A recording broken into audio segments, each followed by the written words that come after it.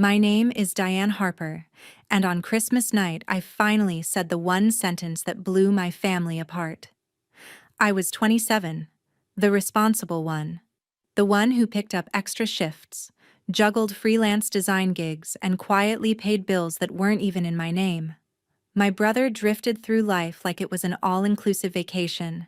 My father always said that was just how families work. That night, over dry turkey and lukewarm mashed potatoes, he decided to spell it out. We were halfway through dinner when he put his fork down and looked straight at me. Your job is to work while your brother enjoys life. Simple as that. If you have a problem, there's the door. The room went still, but inside me something snapped that had been cracking for years. I felt every overtime shift, every bounced check that wasn't mine, every time I'd been told to be grateful I had a roof over my head, even though I was the one secretly keeping that roof from collapsing. I stared back at him and, for once, I didn't swallow it. Fine, I said, my voice calm enough to scare even me. I'll leave, and when I do, you can start paying your own bills. Simple as that. His face drained of color. My brother's knife froze halfway through his ham. You could almost hear the illusion shattering, the illusion that I was powerless, that I needed them more than they needed me. That moment, that sentence, was the first brushstroke on the painting that would change all of our lives. Before I tell you what happened after I pushed my chair back from that table, how walking through that door became the most expensive lesson my father ever learned, tell me, what time is it where you are, and where are you watching from? I'm genuinely curious how far this very messy Christmas story will travel. To understand why that one sentence landed like a grenade, you have to understand the silent contract I'd been trapped in for years. I'm Diane, the daughter who makes things work. My father, his name is Mark, though for a long time he was just Dad and do what I say, loved to brag that he raised independent kids. What he actually raised was one over-functioning daughter and one golden boy son. My brother Tyler was the story my father liked to tell the world. Charming, easygoing, the one who deserved to enjoy life. I was the fine print at the bottom of the contract. Tiny, exhausting lines about rent, groceries, late car payments, and just help us out this month. You know how it is. I turned those numbers into survival, often at the cost of my own dreams. When I wasn't working, I painted. My art was the only place I could tell the truth without being interrupted. I had a canvas in my studio called The Table. On it, my family sat around a dinner table that was actually a ledger. Plates were white circles over red numbers. My chair was cracked down the middle but somehow still holding everyone else up. I never showed them that painting. I didn't have to. We were living it. Earlier that Christmas day, while I helped my mother in the kitchen, my phone buzzed with another notification. The mortgage drafted from the joint account I'd been filling. Mark's name was on the house. My name was on the transfer. When I glanced at the amount, my stomach tightened, but my hands kept peeling potatoes. That was our pattern. My body reacting, my mouth staying quiet. That night at dinner, Mark started his performance like always. He toasted family, then launched into applause for Tyler's freedom and natural talent for enjoying life. I sat there, the invisible line item that made that freedom possible, listening to my father praise my brother for never worrying about money while my own bank app sat open under the table with a negative sign glowing on the screen. The thing about being cast as the reliable one is that people mistake your silence for agreement. They think your endurance is infinite. They don't notice the tiny cracks. But artists notice cracks. We live for them. As Mark's small comments sharpened. Art is cute, Diane, but someone has to do the real work. I felt every crack inside me line up into something straight and solid. By the time he said, your job is to work while your brother enjoys life. Simple as that. If you have a problem, there's the door. My decision wasn't impulsive. It was overdue. When I answered, "Fine, I'll leave, and you can start paying your own bills." It wasn't a threat. It was a financial audit spoken out loud. That sentence was not just defiance. It was me finally reading the fine print back to the man who had written it. Have you ever realized, in one brutal moment, that the role your family gave you was never a blessing? It was a life sentence? If you were sitting at that table, would you have swallowed your anger or said what I did? Tell me in the comments which side of that door you'd choose. The seconds after I said those words felt like standing in front of a painting right as the varnish cracks. Nothing looked different yet, but you knew the surface would never be smooth again. Mark blinked at me as if I'd spoken another language. "What bills?" he demanded, his voice rising, not because he didn't know, but because naming it out loud threatened the entire story he'd told himself about being the provider. I didn't look away. The mortgage, the utilities, the car payment you forgot was in my name. The credit card you use for emergencies that somehow includes your golf membership. Those bills. Tyler shifted in his chair, suddenly very interested in his plate. Over the years, he'd heard pieces of this, but never the whole ledger. "That's not fair," Mark snapped. "I raised you. I kept a roof over your head while you played with paint and chased nonsense." His words hit me with a familiar sting, but there was something different now. They no longer felt like the truth. They felt like a script. "You kept a roof over my head," I repeated, "by putting debt in my name and calling it helping the family.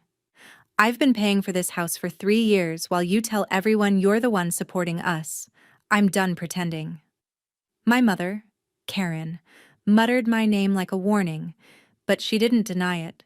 She couldn't. She'd watched me move money around at midnight just to keep the lights on.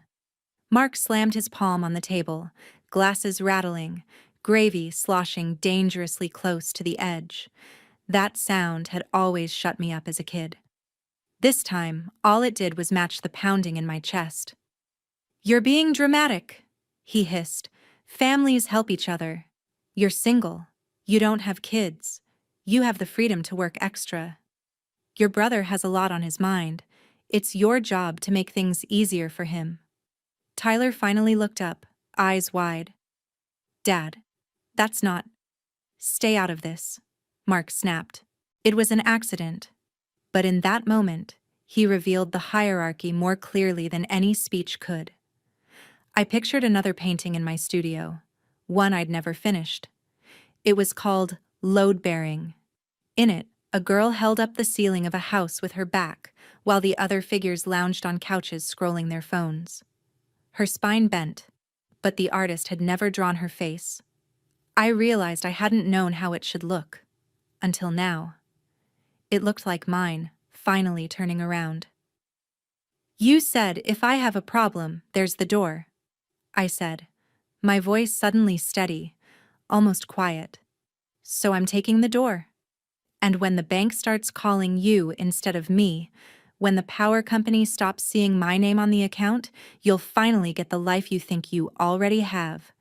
One where you actually pay for the things you enjoy."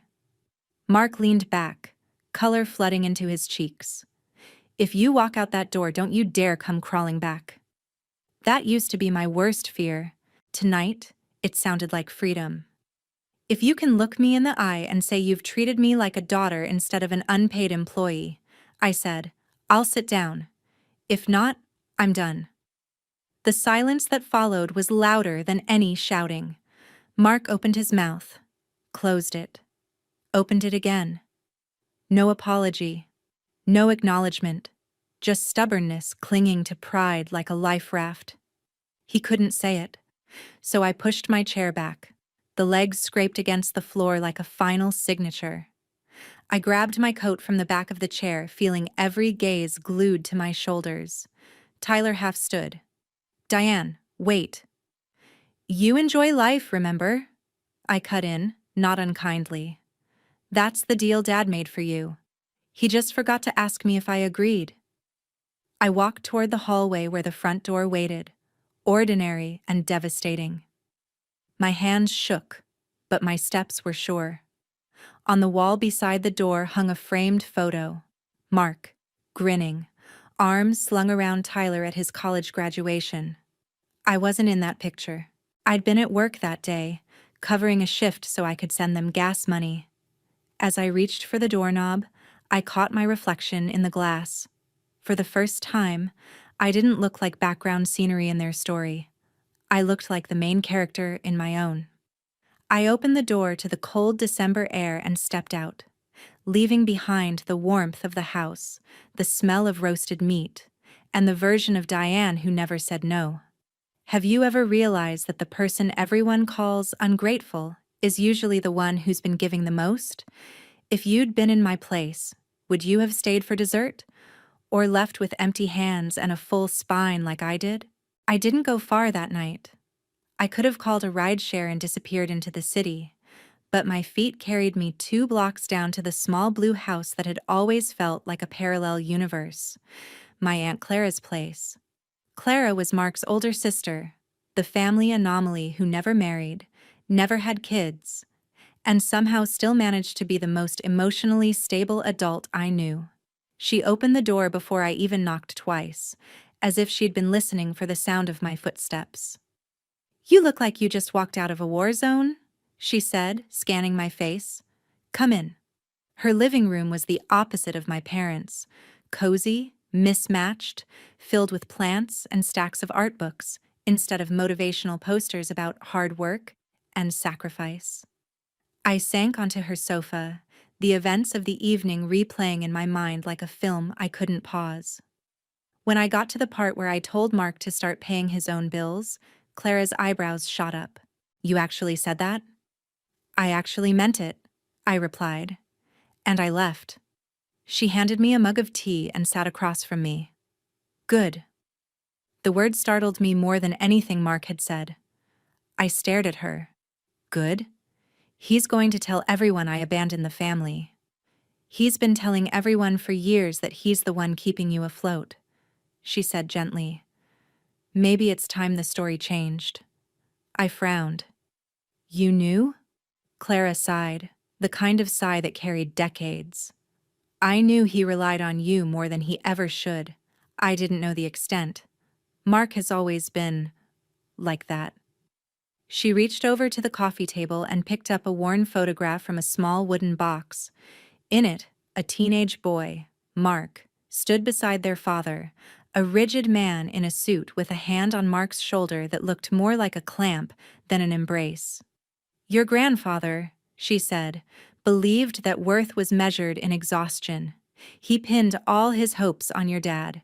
I was the extra, the one who was supposed to help but never shine. When Mark started a family, he swore he'd do better. But instead of breaking the pattern, he just changed the roles.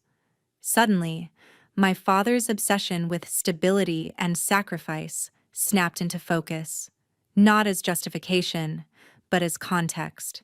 He'd taken the pressure that had crushed him and passed it down like a family heirloom, wrapping it in the language of responsibility.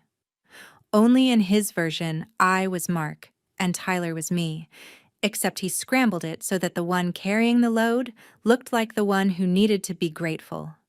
Clara watched my face carefully. "I'm not telling you this to excuse him," she said. "He made choices. Plenty of people get raised by tyrants and still decide not to become one. But I think you deserve to know this didn't start with you." I thought about the series I'd been planning for months, a collection of paintings about inheritance, not of money, but of expectations. In my sketchbook, I'd drawn a girl passing a heavy, invisible box from one generation to the next. I'd always imagined the box was labeled duty. Tonight, I saw the label more clearly: unpaid emotional labor. "So he was the golden child too," I said slowly. "And he hated it." "He loved the praise. He hated the cost," Clara corrected.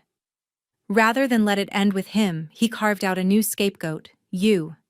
You were the one who could handle it." I let that sink in. It didn't make me less angry. If anything, it made my anger sharper, more focused. Mark hadn't stumbled into this. He'd handed me the same box that had once broken his back and called it love. Clara rested a hand on mine. Diane, leaving that house was not betrayal. It was refusal. You didn't start this cycle, but you might be the first one with enough clarity to break it. I stayed the night in her guest room, staring at the ceiling while numbers and memories fused into images. I imagined a new painting, 3 figures in a line, each holding an invisible weight. The first, my grandfather, pressed it onto young Mark's shoulders. The second, older Mark, shoved it onto mine. The third figure, me, turned sideways and let the box fall, shattering on the floor. In the morning, my phone was full of messages. A string from my mother. Please call. Your father is furious. Tyler is confused. We need to talk. A short one from Tyler. What the hell, Diane? Did you really cut the power to the house? I frowned and opened my banking app. For the first time in years, all the autopay toggles were off. I'd turned them off before leaving, more out of instinct than strategy. They'd hit their first due date. The house's electricity was in my name. The bill had come. And this time, when I saw the overdue notice, I let it sit there, untouched. Families don't just run on love. They run on labor. Emotional, financial, invisible. When the person providing that labor steps away, the machine grinds and screeches and throws sparks. Have you ever walked away from a role that was hurting you and watched the people who benefited from it suddenly panic? Did they blame you, or finally look at themselves? The next few weeks were a masterclass in what happens when a family loses its default problem solver. At first, Mark tried to pretend nothing had changed. My mother told me over the phone that he stomped around the house making grand declarations about not needing anyone, while the fridge hummed louder than usual and the lights flickered occasionally, the electrical company's polite way of saying, "Pay up or else." A part of me wanted to log in and fix it. Muscle memory. But every time my hand hovered over the screen, I pictured that Christmas table, his voice telling me my life's purpose was to fund my brother's comfort. I let the notice stand. I moved in with Clara temporarily, then into a small studio apartment closer to my job at the design firm. It was cramped, the walls thin, the view a brick alley, but it was mine. No framed motivational quotes, no ledgers hiding in kitchen drawers, just my canvases, my laptop, and a mattress on the floor. I picked up a steady freelance contract that finally paid me what my skills were worth. Instead of funneling that money into my parents' bills, I paid down my own debt, the debt they'd quietly attached to my name. Meanwhile, Mark's story about being the selfless provider started to crumble in real time. The first major crack came when the electricity actually was cut for a day. Tyler sent me a barrage of texts that veered from outrage to wounded confusion. "You seriously just left us in the dark?" he wrote. "Literally?" I stared at the messages for a long time before replying. "You've always been in the dark," I typed. "You just couldn't see who was keeping the lights on." Then I sent screenshots. My name on the accounts, the amounts I'd been paying, the total over 3 years. There was a long pause. Then, "I didn't know." "You didn't ask," I replied. I wasn't cruel about it. Tyler had been pampered into ignorance. That didn't make the consequences less real, but it did mean he had a choice now: stay in the dark or adjust his vision. According to Clara, the argument that followed between Mark and Tyler was volcanic. For the first time, Tyler turned his easy charm and low-grade resentment toward the man who'd trained him to expect a life of enjoyment at someone else's expense. "You made her your workhorse," Tyler reportedly shouted. "You told me she was the one wasting her life, but she's the only reason we weren't homeless." Mark fired back with familiar lines about family duty and taking care of each other, but the script sounded different now that Tyler understood where the money had actually been coming from. The golden boy finally saw the glitter was bought with my overtime. In the middle of one of these fights, Mark clutched his chest and had to sit down. It wasn't a heart attack, the doctors said, but it was a warning. High blood pressure. Stress. Years of carrying the image of being in control while secretly balancing a life built on someone else's labor. The irony wasn't lost on me. The man who told me my worth was in how much I could carry was collapsing under the weight of his own denial. Clara called me when he was in the hospital for observation. "You don't owe him a bedside vigil," she said, "but you should know what's happening." I thanked her and hung up, sitting in my tiny studio surrounded by half-finished canvases. One of them was a new piece.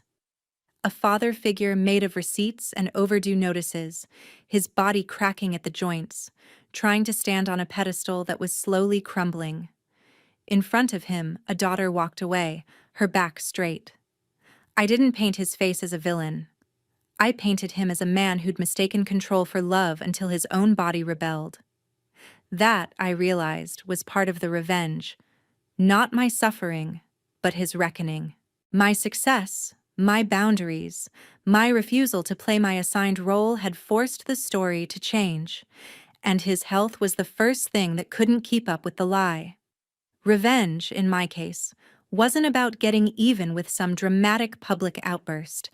It was about letting reality finally touch the person who'd been insulated from it by my silence. It was about him waking up to a life where his choices had consequences, and none of them were buffered by my invisible labor. Have you ever watched someone who took you for granted finally feel the weight you'd been carrying for them? Did it make you feel guilty, relieved, or a little bit of both? The call came on a gray Tuesday, the kind of day where the sky looked like a blank canvas waiting for someone brave enough to make the first mark. I was at my desk at the design firm, working on a campaign, when my phone buzzed with a number I knew by heart. For a long moment, I let it ring. Old Diane would have picked up on the first vibration. New Diane let herself choose. On the fourth ring, I answered. "Hello? Diane." Mark's voice was thinner than I remembered, like it had been sanded down. "It's me." "I know," I said. There was a pause. "Your aunt said you know I was in the hospital." "She did." Another pause, longer, frayed at the edges. "I'd like to talk," he said. "Face to face. Not about bills, about everything." The old reflex, to rush, to fix, to soothe, rose up like smoke. I walked to the window and watched cars move below. Tiny lives all going somewhere. "I can meet you," I said, "on Saturday. Neutral place. The cafe on 3rd and Pine."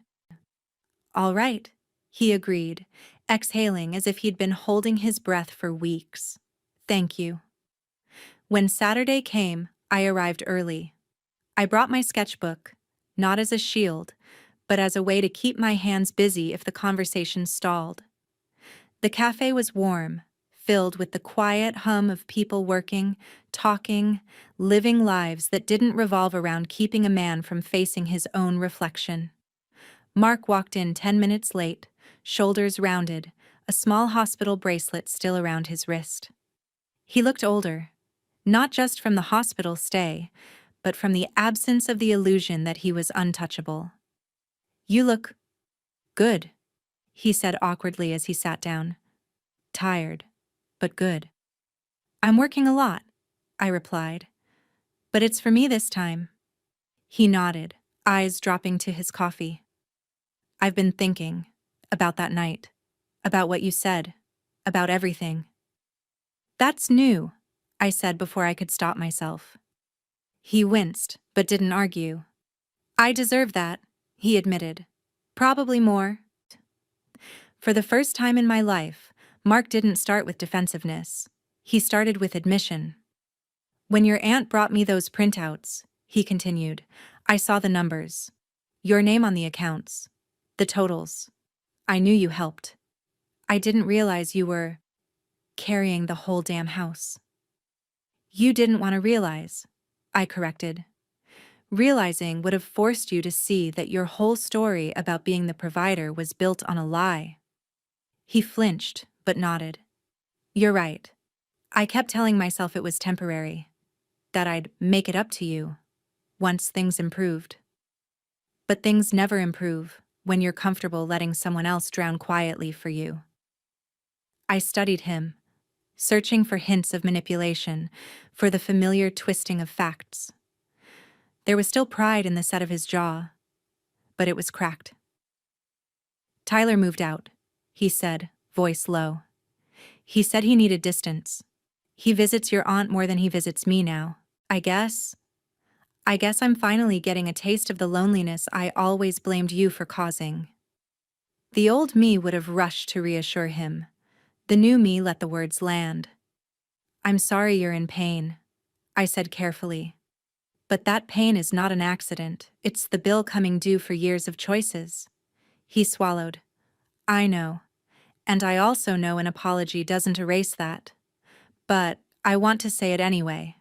I'm sorry, Diane. For using you. For acting like your work was worth less because it didn't look like what I understood. For making you feel like a walking wallet instead of a daughter. I don't expect you to forgive me. I needed you to hear me say it. The apology didn't heal everything. But it did something important. It put the responsibility back where it belonged. On him. I opened my sketchbook and turned it around so he could see. On the page was a rough sketch of my new series, Inheritance. One image showed a father handing a box labeled Fear to his child. The next showed a daughter dropping the box and walking away. This is what I've been working on, I said. A show about cycles we don't consent to. About what happens when someone finally says, no more. He stared at the drawing for a long time. You're the one dropping the box, he said. Yes. And I'm the one who handed it to you. Yes. He looked up, eyes wet. Is there any way I can be part of that without ruining it? Not the art. Your life.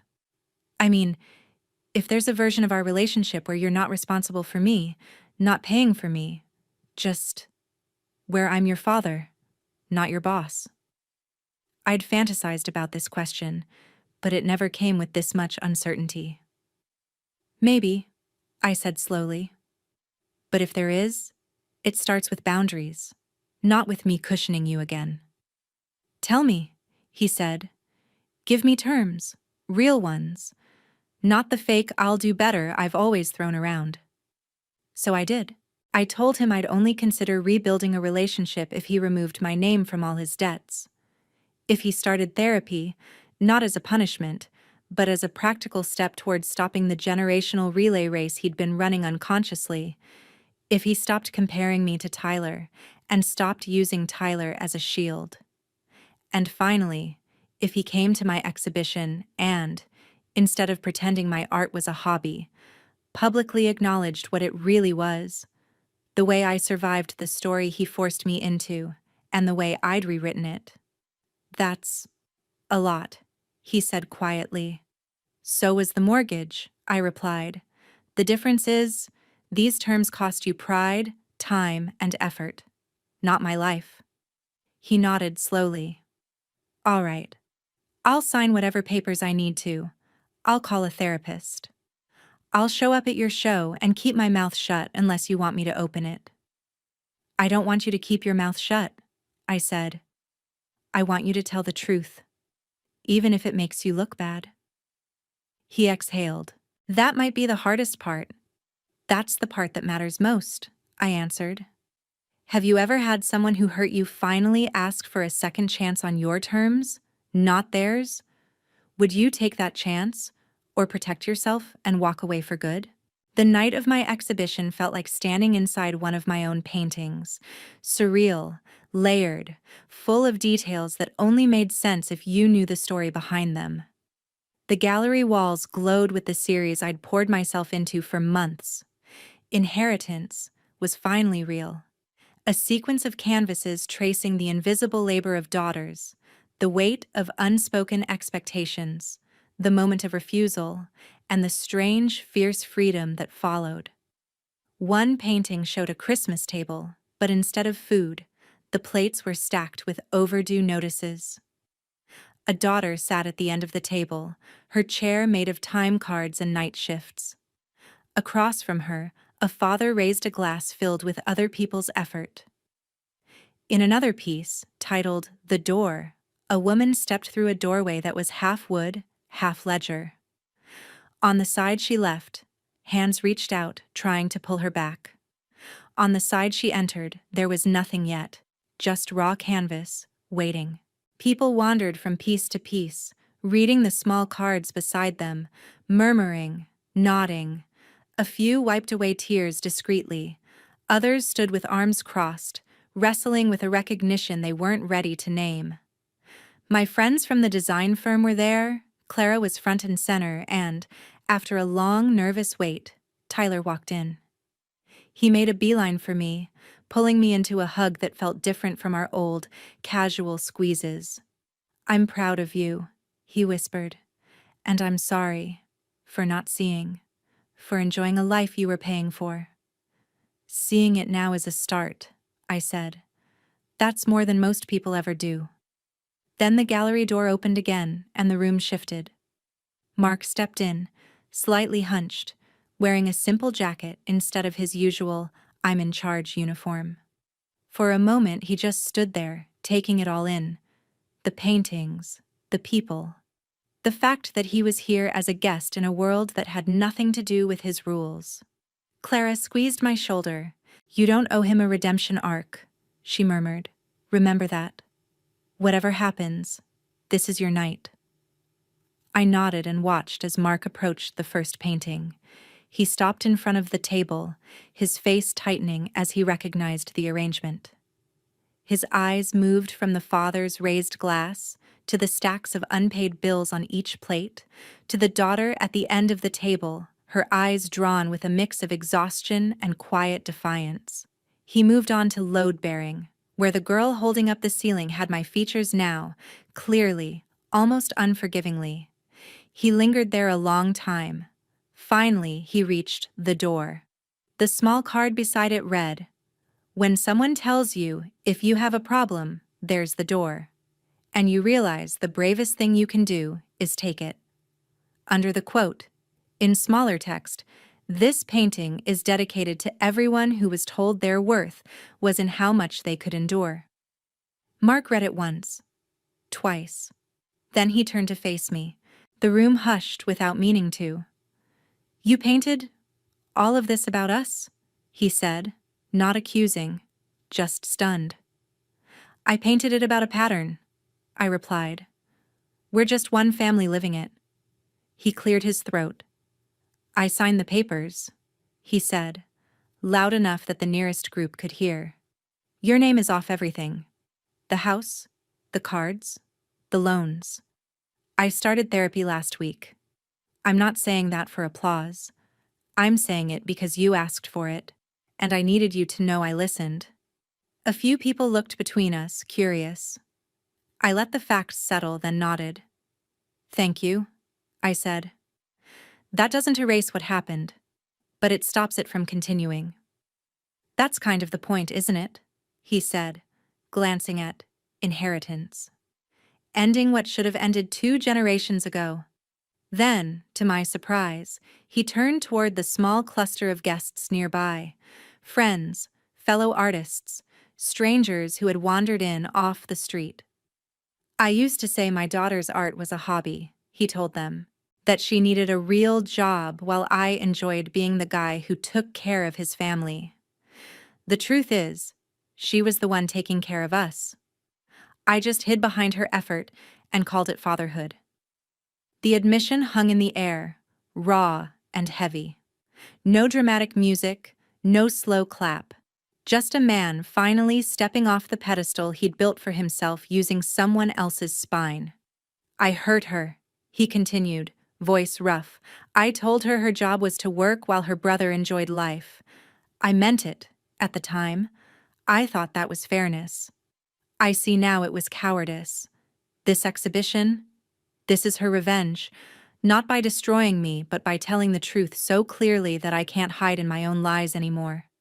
He turned back to me, eyes shimmering. I can't undo the years I stole from you, Diane.